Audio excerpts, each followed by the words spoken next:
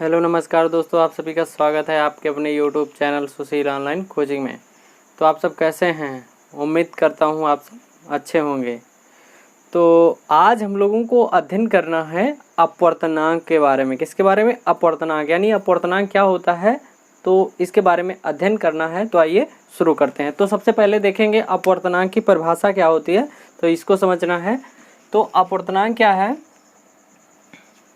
अपवर्तनांक यानी किन्हीं दो माध्यमों के युग्म के लिए, यानी अपवर्तन की घटना, जैसा कि हम लोग पहले पढ़ चुके हैं कि अपवर्तन की घटना जो होती है वो दो माध्यमों के बीच होती है, यानी दो पारदर्शी माध्यमों के बीच ही अपवर्तन की घटना होती है।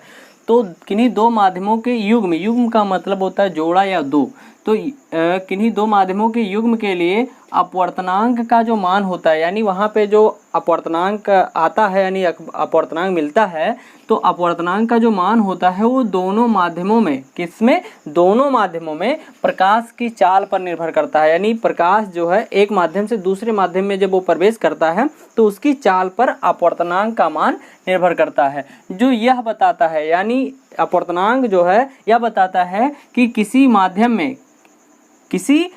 में अन्य माध्यम की अपेक्षा कितनी तीव्र है। यानी जो यह बताता है कि प्रकाश की जो चाल है किसी माध्यम में अन्य माध्यम की अपेक्षा कितनी तीव्र है। ठीक है, तो ये हो गया अपवर्तनांक। अब हम लोग समझेंगे कि अपवर्तनांक बराबर सूत्र क्या होता है। ठीक है, तो यहाँ पे हम लोग यहाँ पे दो माध्यम लेंगे। क्या करेंगे? दो माध्यम यहाँ पे ऊपर ले सकते हैं हम लोग वायु, क्या?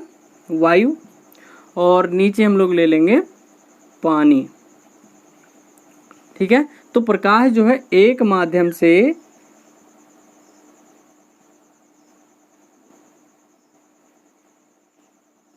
ठीक है, जब एक माध्यम से दूसरे माध्यम में प्रवेश करेगी, ठीक है, तो यहाँ पर जब एक माध्यम से दूसरे माध्यम में प्रवेश करेगी तो वायु कैसा माध्यम है? विरल। ठीक है, वायु कैसा माध्यम है? विरल। और पानी कैसा माध्यम है? वायु की अपेक्षा सघन माध्यम है। ठीक है, तो यानी जब प्रकाश की किरण जो है विरल माध्यम से सघन माध्यम में जाएगी तो ये अभिलंब की तरफ झुकेगी। किधर झुकेगी? अभिलंब की तरफ झुक जाएगी। ठीक है, तो यहाँ पे आपतित किरण और अभिलंब के बीच बना कोण जो है आपतन कोण, और अपवर्तित किरण और अभिलंब के बीच बना कोण अपवर्तन कोण। अपवर्तन कोण को R से प्रदर्शित करते हैं और आपतन कोण को I से प्रदर्शित करते हैं। ठीक है, तो यानी यहाँ पे कहने का मतलब यदि आपतन कोण I तथा अपवर्तन कोण R हो तो, ठीक है, इसको लिख लेंगे, यदि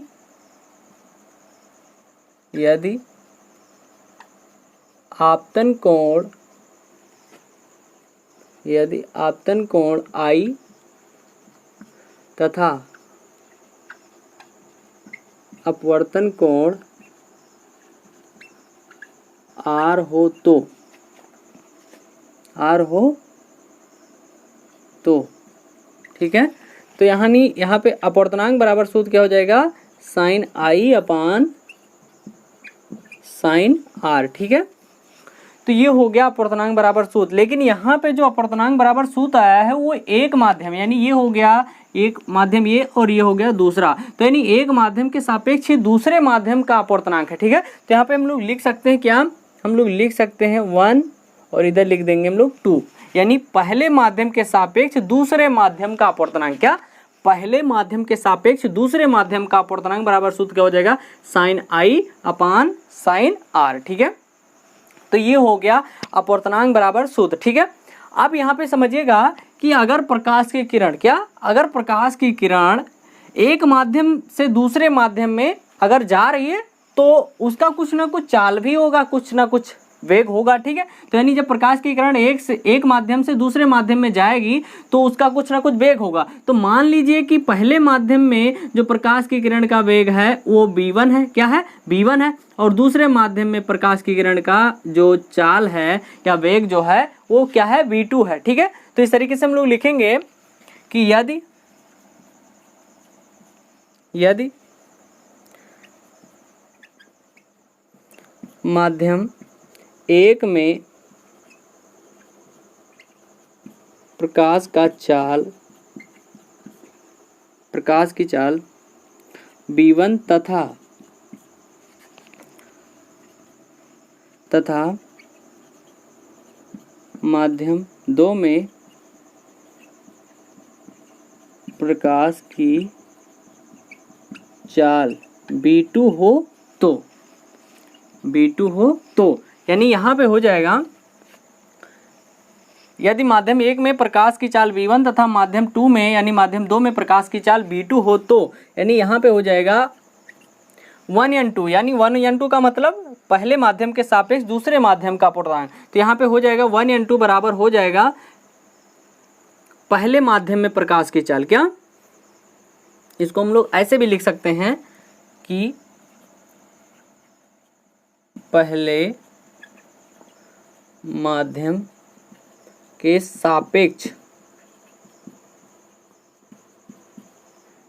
दूसरे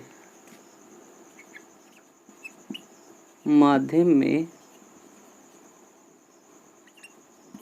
प्रकाश की चाल। तो इसको लिखेंगे पहले माध्यम के सापेक्ष दूसरे माध्यम में प्रकाश की चाल, इसको हम लोग लिखेंगे 1n2। किससे प्रदर्शित करते हैं, 1n2 बराबर हो जाएगा माध्यम 1 में प्रकाश की चाल, माध्यम 1 में प्रकाश की चाल बटा माध्यम 2 में प्रकाश की चाल। ठीक है, तो माध्यम माध्यम 1 में प्रकाश की चाल को हम लोग B1 से लिखते हैं। ठीक है, और माध्यम 2 में प्रकाश की चाल को हम लोग B2 से लिखते हैं। ठीक है, तो यानी यहाँ पे हो जाएगा 1n2 बराबर हो जाएगा B1/B2। ठीक है, तो यहाँ पे एक सूत्र ये प्राप्त हो गया हमको। पहला सूत्र हो गया 1n2 बराबर sin I/sin R, और दूसरा सूत्र जो हमको प्राप्त हुआ 1n2 बराबर हो जाएगा V1/B2। यानी यहाँ पे ये जो है 1n2 बराबर V1/B2 जो है ये अपवर्तनांक और प्रकाश के वेग में संबंध को बता रहा है। क्या, प्रकाश की चाल में जो है संबंध को बता रहा है। ठीक है, तो यहाँ ये हो गया पहले माध्यम के सापेक्ष दूसरे माध्यम का अपवर्तनांक। अगर ऐसा हो कि दूसरे माध्यम के सापेक्ष पहले माध्यम का अपवर्तनांक अगर हम लोगों को ज्ञात करना हो, यदि दूसरे माध्यम के सापेक्ष पहले माध्यम का अपवर्तनांक हमको ज्ञात करना हो तो हम लोग क्या करेंगे, तो इसको आइए हम लोग समझते हैं।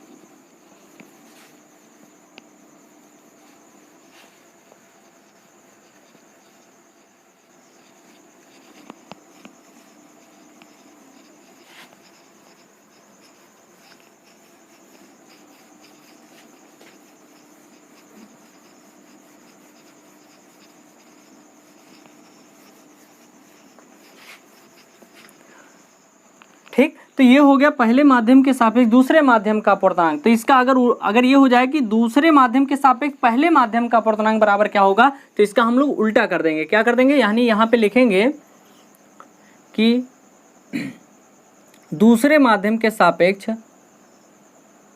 दूसरे माध्यम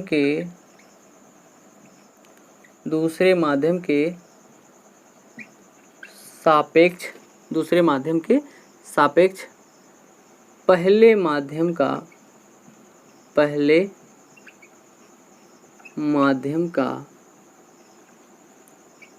अपवर्तनांक। ठीक है, तो दूसरे माध्यम के सापेक्ष पहले माध्यम का अपवर्तनांक, इसको हम लोग लिखेंगे 2n1। क्या लिखेंगे, 2n1 लिखेंगे। ठीक है, तो यहाँ पे हो गया ये 2n1 बराबर क्या हो जाएगा, माध्यम 2 में प्रकाश की चाल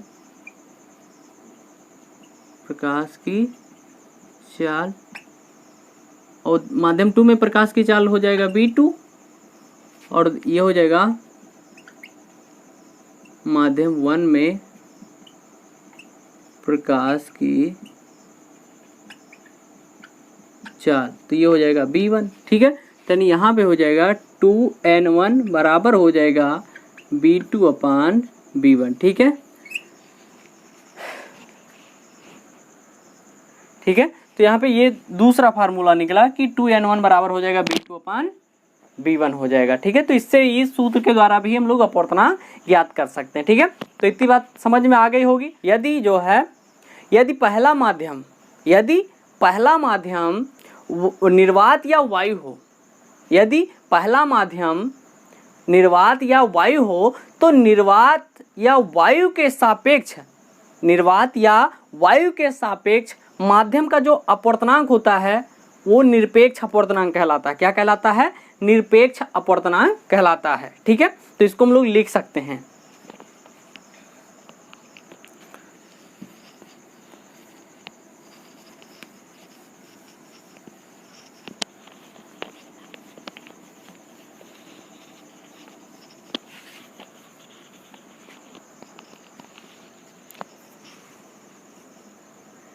यदि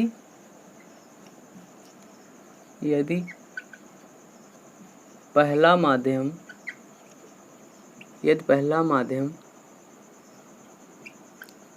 निर्वात या वायु हो तो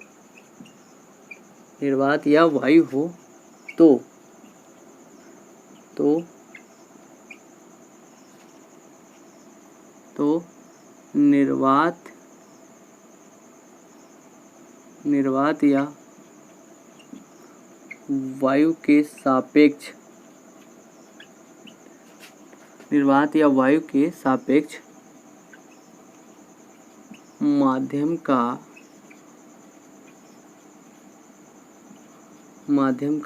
अपवर्तनांक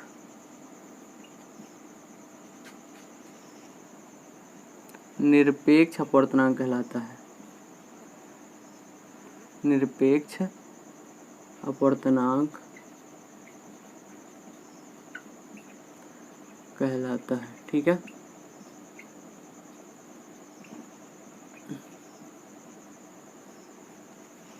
अपवर्तनांक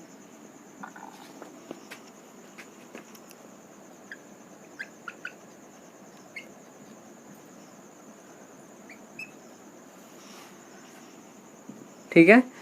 यानी यदि पहला माध्यम निर्वात या वायु हो तो निर्वात या वायु के सापेक्ष माध्यम का जो अपवर्तनांक होता है वो कहलाता है निरपेक्ष अपवर्तनांक। और यदि पहला माध्यम निर्वात या वायु न हो तो ये कहलाता है सापेक्ष अपवर्तनांक। क्या कहलाता है? सापेक्ष अपवर्तनांक, ठीक है।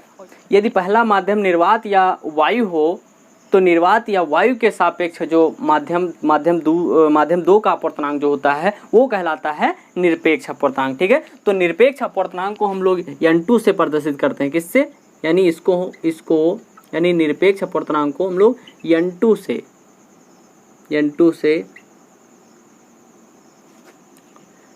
प्रदर्शित करते हैं, ठीक है। अब यहाँ पे लिख सकते हैं हम लोग यदि निर्वात में प्रकाश की चाल c तथा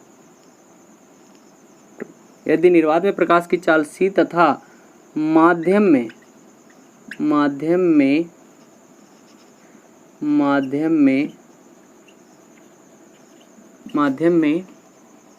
प्रकाश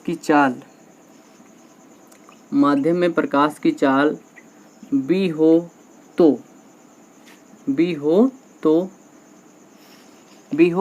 तो यानी यहाँ पे हो जाएगा यानी माध्यम का अपवर्तनांक। क्या? माध्यम का अपवर्तनांक, ठीक है।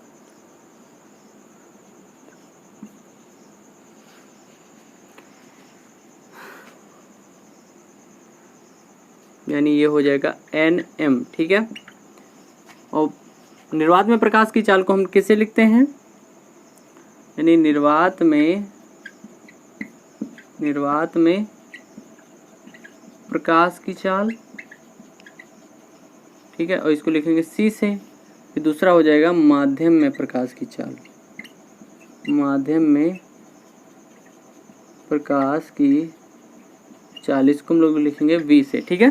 तो यहाँ पे हो जाएगा nm बराबर हो जाएगा C/V। ठीक है, तो ये हो गया माध्यम का निरपेक्ष अपवर्तनांक। ठीक है, यानी n हो गया अपवर्तनांक और m हो गया मीडियम यानी माध्यम। ठीक है, Nm बराबर हो जाएगा C/V। ठीक है, तो इस तरीके से हमको प्राप्त हो गया माध्यम का निरपेक्ष अपवर्तनांक। ठीक है, तो ये हो गया माध्यम का अपवर्तनांक। ठीक है, तो अपवर्तनांक से संबंधित जो टॉपिक है यहीं पे समाप्त होता है। अगर ये वीडियो आपको पसंद आया है तो लाइक कीजिए, शेयर कीजिए, और अगर बहुत ज़्यादा अच्छा लग गया हो तो कमेंट में भी कुछ लिख दीजिए। ठीक है, धन्यवाद।